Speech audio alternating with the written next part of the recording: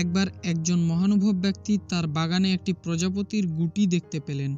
তিনি দেখতে পেলেন প্রজাপতিটি নিজের গুটি থেকে বের হওয়ার জন্য অনেক চেষ্টা করছে, কিন্তু বের হতে পারছে না। সদ্য জন্মানো প্রজাপতিটি অনেক চেষ্টা এবং পরিশ্রম করছে, কিন্তু যে ডিম থেকে বা গুটি থেকে সে জন্মাচ্ছিল সেটি থেকে সে তার শরীরের বাকি অংশ বের করতে পারছে না। একটা অবস্থায় গিয়ে মনে হচ্ছে হয়তো প্রজাপতিটি আর বের হতেই পারবে না। সে দাপাদাপি করেও থেমে গেছে।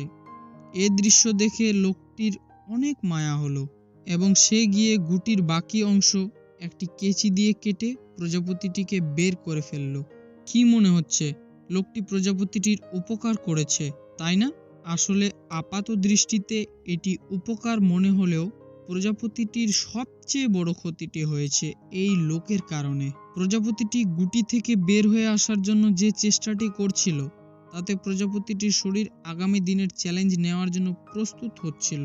তার ডানা ঝাপটানোর ফলে গুটিতে থাকা ঈশ্বর প্রদত্ত তরল পদার্থ তার ডানা শক্ত হতে সাহায্য করছিল, কিন্তু এই লোকটি যখন এটিকে বিনা পরিশ্রমে বের হয়ে আসতে সহায়তা করল তখন তার ডানা রয়ে গেল অপরিপক্ক। প্রজাপতিটি এর বাকি জীবনে কখনো ঠিক মতো উড়তে পারেনি, কারণ তার ডানা উড়ার জন্য যথেষ্ট মজবুত ছিল না। এর থেকে আমরা এটা শিক্ষা পাই যে জীবনের প্রতিটা সমস্যা, প্রতিটা প্রতিবন্ধকতা আমাদেরকে সামনের দিনেরগুলোর জন্য শক্তিশালী করে তোলে। কষ্ট ছাড়া বড় হওয়া যায় না, তাই নিজের জীবনের চ্যালেঞ্জের মোকাবেলায় অন্যের আশায় বসে থাকা বা অন্যের কাঁধে ভর করে পার করে দেওয়া আমাদের নিজেদের জন্যই ক্ষতিকর।